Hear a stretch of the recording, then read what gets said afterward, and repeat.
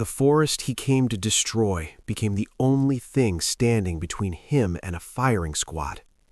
Victor Thorn, the man who turned entire ecosystems into quarterly earnings reports, now bleeding from a machete wound, stumbling through trees he'd marked for death 6 months ago in a conference room 3,000 miles away. Before the law writes the final chapter of this tale, tap that follow button. Some stories end in courtrooms, others end where justice wears bark and breathes through leaves. I smelled him before I saw him. Not just the blood, but the other scent, the stink that comes from a soul that's been eating itself alive, guilt fermented into gangrene, greed rotting from the inside out.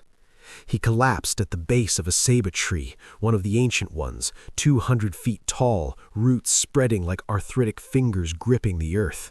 He didn't know it, but this exact tree was marked on his deforestation survey as Obstruction Alpha 7, scheduled for removal to make room for a palm oil plantation. The tree remembered. Trees always remember. "Help!" he rasped, clutching his side where the wound leaked red between his fingers. "Please, I have money, connections, I can get you anything." Always the same words, these men of power, as if the universe operates on the same transactional principles as their stock exchanges. I knelt beside him, studied his face. I'd seen it before, on the newspapers that blow into the village from the city. Industrialist Victor Thorn announces $12 billion agribusiness expansion. His smile in that photo, white teeth, confident eyes, the expression of a man who believed he'd conquered something. Now those eyes were yellow, jaundiced, feverish. "You're sick," I observed.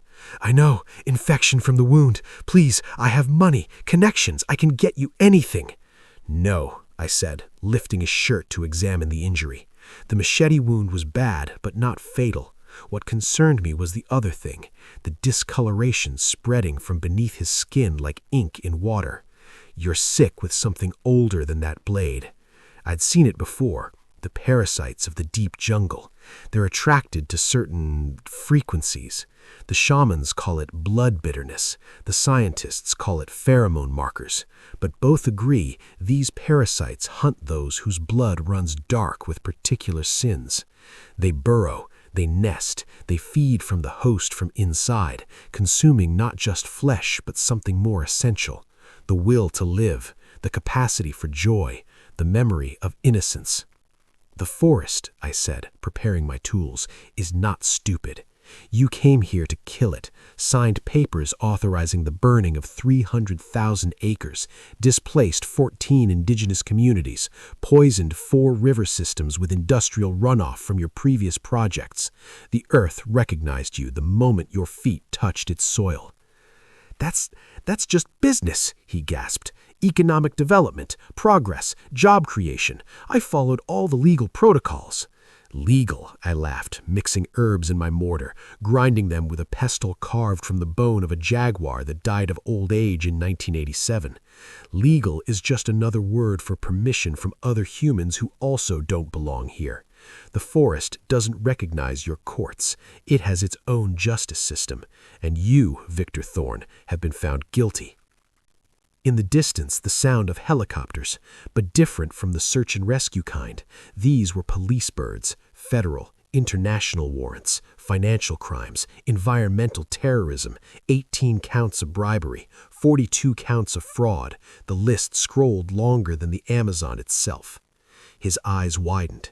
"They can't. My lawyers, the appeals." "Your lawyers took deals. Your co-conspirators turned state evidence. Your offshore accounts have been frozen. Your empire is being carved up and distributed to creditors like a carcass to vultures. You have nothing left, except the parasite eating you from inside and the police closing in from outside." The irony was beautiful in its completeness. The land he'd paid millions to survey, to clear, to commodify, was now the only barrier between him and life in a cell smaller than the grove of mahogany trees he'd ordered felled last autumn. "Drink," I commanded, offering him a wooden cup filled with dark liquid. "What is it?" "Medicine.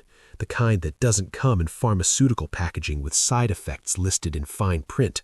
This comes with a guarantee. It will cure you or kill you. Either way, the parasite dies.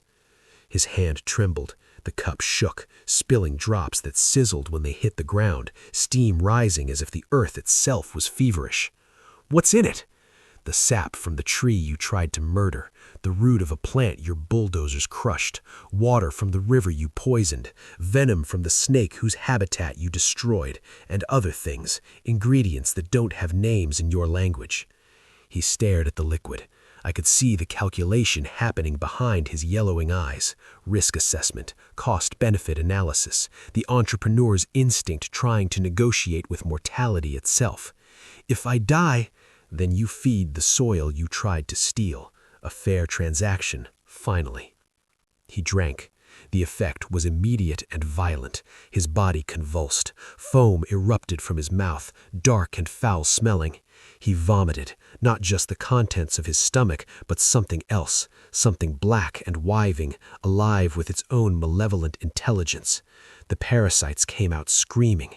I could hear them, not with my ears, but with the part of my consciousness that remembers being animal, being plant, being mineral.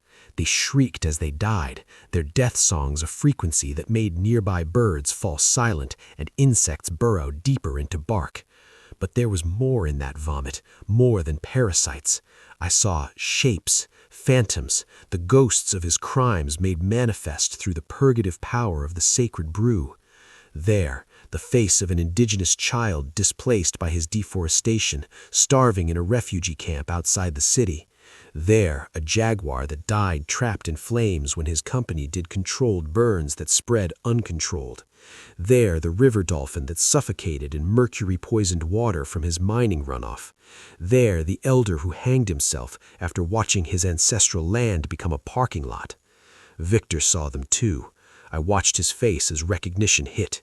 These weren't abstractions anymore, not externalities, not acceptable collateral damage in the pursuit of shareholder value. These were beings, lives, souls. He screamed, vomited again, this time blood mixed with the bile, and in that blood I saw the last thing, the shape of his own soul, shriveled and deformed like a fruit left too long in toxic soil. When it was done, he collapsed, gasping, weeping, empty. "Am I dead?" he whispered. "Not yet, but the man you were is. Victor Thorn, the billionaire, the industrialist, the destroyer of worlds, he's been expelled. What's left is just meat and bones and the possibility of something else." The helicopters were closer now. I could hear voices on megaphones, amplified demands for surrender, promises of fair treatment if he came peacefully, threats if he didn't. "Come," I said. I took him to the village. My people looked at him with the curiosity they reserve for strange animals that wander in from the deep forest, wounded, pitiful, dangerous only in memory. "We paint him," I announced. The women brought clay, white from the sacred riverbank, red from the iron-rich earth, black from charcoal made from trees struck by lightning. These aren't cosmetics, they're transformation, they're disguise at the molecular level, rewriting identity through pigment and prayer. We covered him, every inch. His face became a canvas where his features disappeared beneath geometric patterns that have protected my people since before the conquistadors came with their own dreams of gold and glory. We shaved his head, burned his clothes, pierced his ears with bone, wrapped him in cloth made from bark and dyed with plant blood. When we were done, Victor Thorn no longer existed. In his place stood nothing, a cipher, a blank space where a man used to be. The police came the next day, 12 officers, 2 translators, a lawyer representing the International Tribunal. They gathered the village in the central square, their boots trampling the sacred ground where we dance on feast days. "We're looking for a man," the captain said, showing a photograph. Victor Thorn in a suit, smiling, shaking hands with a president. Victor Thorn, wanted for crimes against humanity and the environment. We have intelligence he fled into this region. My people stared blankly. We're good at this. Centuries of practice looking at invaders and seeing nothing, giving nothing, being nothing but obstacles to someone else's ambition. "No foreigner here," I said in broken Portuguese, playing the role they expected, the simple savage, the ignorant indigenous elder who barely grasps the importance of the white man's urgent matters. "Search the village," the captain ordered. They did, systematically, tearing through homes, interrogating children, examining every face with aggressive scrutiny. They walked past Victor 3 times. He was sitting in the communal area, crushing manioc root with a stone, covered in white clay and red patterns, his eyes downcast in the submissive posture we teach all members of the tribe. The police saw what their minds were trained to see: another indigenous worker, mute perhaps, possibly simple-minded, certainly not worth the attention needed to find a sophisticated criminal mastermind. Pattern blindness, the colonizers' oldest weakness. They can't see past their own assumptions. After 4 hours they left, frustrated, their translator apologizing for the intrusion.